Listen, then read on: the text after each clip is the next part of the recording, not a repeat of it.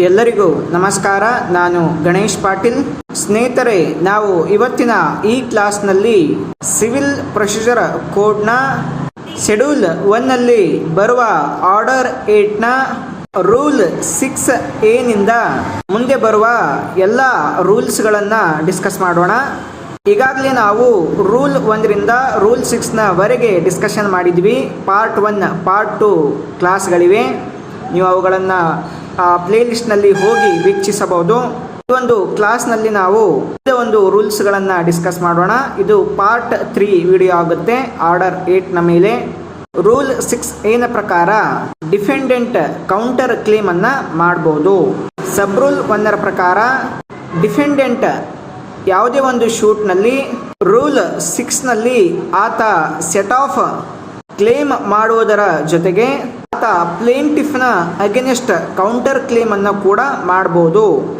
ಇಲ್ಲಿ counter claim ಅಂತಂದ್ರೆ ಯಾವುದೇ ರೈಟ್ ಆಗಿರ್ಬೋದು ಅಥವಾ ಯಾವುದೇ ಕ್ಲೇಮ್ ಆಗಿರ್ಬೋದು, ಪ್ಲೇಂಟಿಫ್ನಿಂದ ಆತನಿಗೆ ಆ ರೈಟ್ ಅಥವಾ ಕ್ಲೇಮ್ ಅನ್ನ ಆತ ಪ್ಲೀಡ್ ಮಾಡಬಹುದು.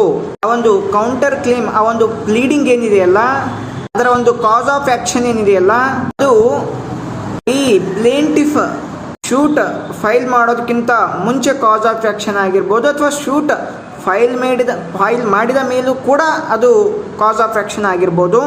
ಆ ಕಾಸ್ ಆಫ್ ಆಕ್ಷನ್ ಇಂದ ಡಿಫೆಂಡೆಂಟ್ ಆದವನು ಪ್ಲೇಂಟಿಫ್ನ ಅಗೇನೆಸ್ಟ್ ಆಗಿ ಮತ್ತು ತನ್ನ ಡಿಫೆನ್ಸ್ ನಲ್ಲಿ ಅಂದರೆ ರಿಟರ್ನ್ ಸ್ಟೇಟ್ಮೆಂಟ್ ಬರೆಯುವಂತಹ ಸಂದರ್ಭದಲ್ಲಿ ಒಂದು ಟೈಮ್ ಲಿಮಿಟ್ ಇರುತ್ತೆ. ಆ ಟೈಮ್ ಲಿಮಿಟ್ ನ ಒಳಗಡೆ, ಆ ಟೈಮ್ ಲಿಮಿಟ್ ಎಕ್ಸ್ಪೈರ್ ಆಗೋದಕ್ಕಿಂತ ಮುಂಚೆ ಆತ ಕೌಂಟರ್ ಕ್ಲೇಮ್ ಅನ್ನ ಮಾಡಬಹುದು.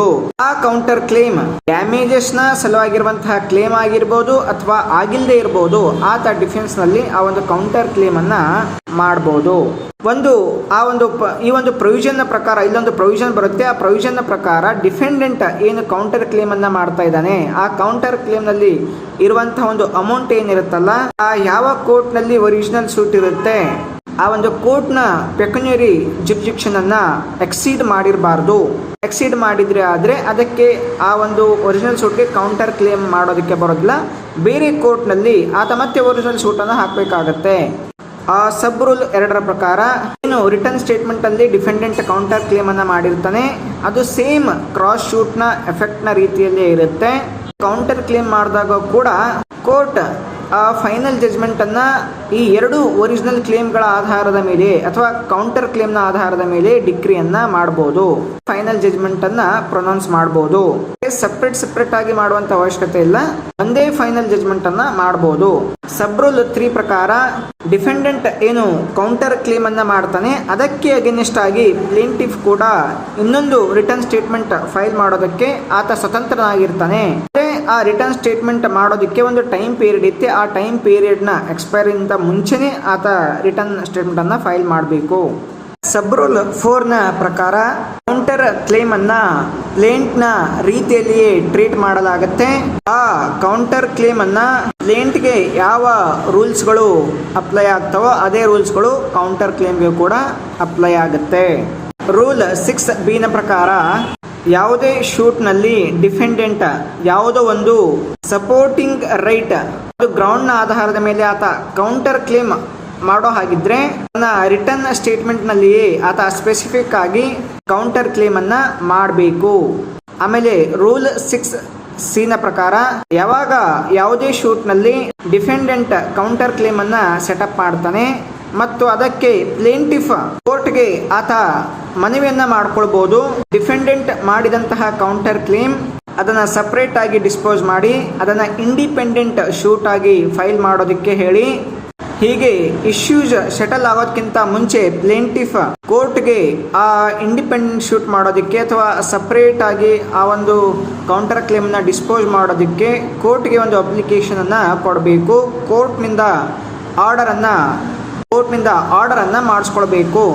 ಕೋರ್ಟ್ ಆ ರೀತಿಯಾಗಿ 6C ನಲ್ಲಿ ಸಲ್ಲಿಸಿದಂತಹ ಅಪ್ಲಿಕೇಶನ್ ನ ಆಧಾರದ ಮೇಲೆ ಹಿಯರಿಂಗ್ ಅನ್ನ ಮಾಡಿ ಕೋರ್ಟ್ಗೆ ಸರಿ ಅನಿಸಿದ್ರೆ ಆ ಕೌಂಟರ್ ಕ್ಲೇಮ್ ಅನ್ನ ಸಪರೇಟ್ ಆಗಿ ಡಿಸ್ಪೋಸ್ ಮಾಡಬಹುದು. ರೂಲ್ 6D ನ ಪ್ರಕಾರ ಒಂದು ವೇಳೆ ಯಾವುದೇ ಒಂದು ಕೇಸ್ನಲ್ಲಿ ಡಿಫೆಂಡೆಂಟ್ ಕೌಂಟರ್ ಕ್ಲೇಮ್ ಅನ್ನ ಸೆಟಪ್ ಮಾಡಿದ್ರೆ ಅಲ್ಲಿ ಆ ಪ್ಲೇಂಟಿಫ್ ನ ಶೂಟ್ ಸ್ಟೇ ಆಗಿದ್ರೆ, ಡಿಸ್ಕಂಟಿನ್ಯೂ ಆದ್ರೆ ಅಥವಾ ಡಿಸ್ಮಿಸ್ ಆದ್ರೆ ಕೌಂಟರ್ ಕ್ಲೇಮ್ ಏನಿದೆಯಲ್ಲ ಅದು ಡಿಸ್ಮಿಸ್ ಆಗೋದಿಲ್ಲ, ಅದು ಹಾಗೆ ಕಂಟಿನ್ಯೂ ಆಗುತ್ತೆ. ನೆಕ್ಸ್ಟ್ ರೂಲ್ 6E ನ ಪ್ರಕಾರ ಒಂದು ವೇಳೆ ಪ್ಲೇಂಟಿಫ್ ಕೌಂಟರ್ ಕ್ಲೇಮ್ಗೆ ರಿಪ್ಲೈ ಕೊಡುವ ಸಂದರ್ಭದಲ್ಲಿ ಏನಾದರೂ ಡಿಫಾಲ್ಟ್ ಅನ್ನ ಮಾಡಿದ್ರೆ ಕೋರ್ಟ್ ಪ್ಲೇಂಟಿಫ್ಗೆ ಅಗೇನೆಸ್ಟ್ ಆಗಿ ಜಜ್ಮೆಂಟ್ ಅನ್ನ ಪ್ರೊನೌನ್ಸ್ ಮಾಡಬಹುದು, ಅಥವಾ ಕೋರ್ಟ್ಗೆ ಸರಿ ಅನಿಸಿದ್ರೆ ಕೌಂಟರ್ ಕ್ಲೇಮ್ಗೆ ರಿಲೇಟೆಡ್ ನ ರೀತಿಯಲ್ಲಿ ಆರ್ಡರ್ ಅನ್ನ ಕೂಡ ಮಾಡಬಹುದು.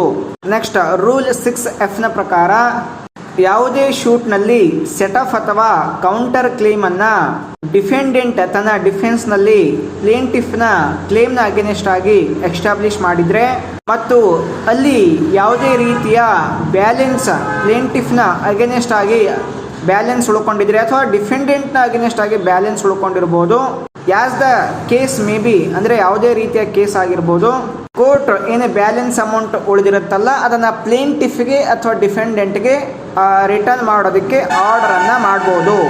ನೆಕ್ಸ್ಟ್ ರೂಲ್ 6G ನ ಪ್ರಕಾರ ಕೌಂಟರ್ ಕ್ಲೇಮ್ ಅನ್ನ ಒಳಗೊಂಡಿರುವಂತಹ ರಿಟರ್ನ್ ಸ್ಟೇಟ್ಮೆಂಟ್ಗೂ ಕೂಡ ಜನರಲ್ ರಿಟರ್ನ್ ಸ್ಟೇಟ್ಮೆಂಟ್ಗೆ ಅಪ್ಲೈ ಆಗುವಂತಹ ರೂಲ್ಗಳು ಅಪ್ಲೈ ಆಗ್ತವೆ. ನೆಕ್ಸ್ಟ್ ರೂಲ್ 7 ನ ಪ್ರಕಾರ ಯಾವ ಒಂದು ಶೂಟ್ ನಲ್ಲಿ ಡಿಫೆಂಡೆಂಟ್ ಸೆವರಲ್ ಡಿಸ್ಟಿಂಕ್ಟ್ ಗ್ರೌಂಡ್ಸ್ ಗಳ ಆಧಾರದ ಮೇಲೆ ಡಿಫೆನ್ಸ್ ಅನ್ನ ತೆಗೆದುಕೊಳ್ತಾನೆ ಅಥವಾ ಸೆಟಪ್ ಕ್ಲೇಮ್ ಮಾಡಿರಬಹುದು ಅಥವಾ ಕೌಂಟರ್ ಕ್ಲೇಮ್ ಅನ್ನ ಮಾಡಿರಬಹುದು, ಅಂತಹ ಸಂದರ್ಭದಲ್ಲಿ ಅವುಗಳನ್ನ ಸಪರೇಟ್ ಆಗಿ ಡಿಸ್ಟಿಂಕ್ಟ್ ಫ್ಯಾಕ್ಟ್ ಗಳ ಆಧಾರದ ಮೇಲೆಯೇ ಡಿಸ್ಟಿಂಕ್ಟ್ ಆಗಿ ಅವುಗಳನ್ನ ಸ್ಟೇಟ್ ಮಾಡಬೇಕಾಗತ್ತೆ. ರಿಟರ್ನ್ ಸ್ಟೇಟ್ಮೆಂಟ್ ಅಲ್ಲಿ ಆ ಒಂದು ಸೆವರಲ್ ಗ್ರೌಂಡ್ಸ್ ಗಳನ್ನ ಸ್ಟೇಟ್ ಅಂದ್ರೆ ತೋರಿಸ್ಕೊಡ್ಬೇಕಾಗತ್ತೆ. ರೂಲ್ 8 ರ ಪ್ರಕಾರ ಶೂಟ್ ಇನ್ಸ್ಟಿಟ್ಯೂಷನ್ ಆದ ನಂತರ ಅಥವಾ ರಿಟರ್ನ್ ಸ್ಟೇಟ್ಮೆಂಟ್ ಅನ್ನ ಪ್ರೆಸೆಂಟ್ ಮಾಡಿದ ನಂತರ ಯಾವುದೇ ಒಂದು ಹೊಸ ಗ್ರೌಂಡ್ ಅಲ್ಲಿ ಅರೈಸ್ ಆದ್ರೆ, ಅಂದ್ರೆ ಡಿಫೆನ್ಸ್ ನ ಒಂದು ಹೊಸ ಗ್ರೌಂಡ್ ಅರೈಸ್ ಆದಾಗ ಡಿಫೆಂಡೆಂಟ್ ಅಥವಾ ಪ್ಲೇಂಟಿಫ್ ತಮ್ಮ ಒಂದು ರಿಟರ್ನ್ ಸ್ಟೇಟ್ಮೆಂಟ್ ಗಳಲ್ಲಿ ಆ ಗ್ರೌಂಡ್ ಗಳನ್ನ ಅವರು ತೋರಿಸ್ಕೋಬಹುದು. ರೂಲ್ 9 ರ ಪ್ರಕಾರ ಜನರಲ್ ಆಗಿ ಡಿಫೆಂಡೆಂಟ್ ಆ ರಿಟರ್ನ್ ಸ್ಟೇಟ್ಮೆಂಟ್ ನಲ್ಲಿ ಸೆಟ್ ಆಫ್ ಅಥವಾ ಕೌಂಟರ್ ಕ್ಲೇಮ್ ಗಳನ್ನ ಮಾಡಬೇಕಾಗುತ್ತೆ. ಸೆಟ್ ಆಫ್ ಕೌಂಟರ್ ಕ್ಲೇಮ್ ಗಳಾದ ಮೇಲೆ ಪ್ಲೇಂಟಿಫ್ ಕೂಡ ತನ್ನ ರಿಟರ್ನ್ ಸ್ಟೇಟ್ಮೆಂಟ್ ನಲ್ಲಿ ಮತ್ತೆ ಅವುಗಳನ್ನ ಡಿಫೆನ್ಸ್ ಮಾಡಬೇಕಾಗುತ್ತೆ. ಹಾಗೆ ಆ ಸಮಯದಲ್ಲಿ ಆ ಸ್ಟೇಜ್ ನಲ್ಲಿ ಮಾಡದೆ ಹೋದಾಗ ಮತ್ತೆ ಸಬ್ಸಿಕ್ವೆಂಟ್ ಪ್ಲೀಡಿಂಗ್ಸ್ ಮಾಡೋದಕ್ಕೆ ಬರೋದಿಲ್ಲ. ಇದು ಜನರಲ್ ರೂಲ್. ಮತ್ತು ಕೋರ್ಟ್ ನ ಪರ್ಮಿಷನ್ ಅನ್ನ ಪಡ್ಕೊಂಡು ಒಂದು ಸಮಯಾವಕಾಶವನ್ನ ಪಡ್ಕೊಂಡು ಅಥವಾ ಕೋರ್ಟ್ಗೆ ಸರಿ ಅನಿಸಿದ್ರೆ ಮತ್ತು ಯಾವುದೇ ಸಮಯದಲ್ಲಿ ಸಬ್ಸಿಕ್ವೆಂಟ್ ಪ್ಲೀಡಿಂಗ್ಸ್ಗಾಗಿ ರಿಟರ್ನ್ ಸ್ಟೇಟ್ಮೆಂಟ್ ಅನ್ನ ಅಥವಾ ಎಡಿಷನಲ್ ರಿಟರ್ನ್ ಸ್ಟೇಟ್ಮೆಂಟ್ ಅನ್ನ ಒಂದು ಫಿಕ್ಸ್ ಟೈಮ್ ಪೀರಿಯಡ್ ನಲ್ಲಿ ಪಾರ್ಟೀಸ್ಗಳು ಅಂದ್ರೆ ಒಂದು 30 ಡೇಸ್ನ ಗಿಂತ ಹೆಚ್ಚಿಗೆ ಸಮಯ ತೆಗೆದುಕೊಳ್ಳಬಾರದು. ಆ ಸಮಯದಲ್ಲಿ ಅವರು ರಿಟರ್ನ್ ಸ್ಟೇಟ್ಮೆಂಟ್ ಅಥವಾ ಎಡಿಷನಲ್ ರಿಟರ್ನ್ ಸ್ಟೇಟ್ಮೆಂಟ್ ಅನ್ನು ಅವರು ಫೈಲ್ ಮಾಡಬಹುದು. ರೂಲ್ 10 ರ ಪ್ರಕಾರ ಯಾವುದೇ ಶೂಟ್ ನಲ್ಲಿ ಡಿಫೆಂಡೆಂಟ್ ಅಥವಾ ಪ್ಲೇಂಟಿಫ್ ರೂಲ್ 1 ಅಥವಾ ರೂಲ್ 9 ನಲ್ಲಿ ರಿಟರ್ನ್ ಸ್ಟೇಟ್ಮೆಂಟ್ ಅನ್ನ ಕೋರ್ಟ್ಗೆ ಸಲ್ಲಿಸಬೇಕಾಗುತ್ತೆ. ವಿದಿನ್ ಟೈಮ್ ಏನು ಕೋರ್ಟ್ ಪರ್ಮಿಟ್ ಮಾಡಿರುತ್ತೆ ಅಥವಾ ಫಿಕ್ಸ್ ಮಾಡಿರುತ್ತೆ ಆ ಟೈಮ್ ನ ಒಳಗಡೆ ಸಲ್ಲಿಸಬೇಕಾಗುತ್ತೆ. ಯಾವುದೇ ಸಂದರ್ಭದಲ್ಲಿ ಆ ರೀತಿ ರಿಟರ್ನ್ ಸ್ಟೇಟ್ಮೆಂಟ್ ಸಲ್ಲಿಸುವಲ್ಲಿ ಫೇಲ್ ಆದಾಗ ಕೋರ್ಟ್ ಯಾರು ರಿಟರ್ನ್ ಸ್ಟೇಟ್ಮೆಂಟ್ ಅನ್ನ ಸಲ್ಲಿಸಿರೋದಿಲ್ವೋ ಅವರ ಅಗೇನೆಸ್ಟ್ ಆಗಿ ಜಜ್ಮೆಂಟ್ ಅನ್ನ ಪ್ರೊನೌನ್ಸ್ ಮಾಡಬಹುದು, ಅಥವಾ ಕೋರ್ಟ್ ತನಗೆ ಯಾವ ರೀತಿ ಸರಿ ಅನಿಸುತ್ತೋ ಆ ರೀತಿಯಲ್ಲಿ ಆರ್ಡರ್ ಮಾಡಬಹುದು ಮತ್ತು ತನಗೆ ಸರಿ ಅನಿಸಿದ ಯಾವುದೇ ರೀತಿಯ ಡಿಕ್ರಿಯನ್ನ ಅವರು ಪಾಸ್ ಮಾಡಬಹುದು.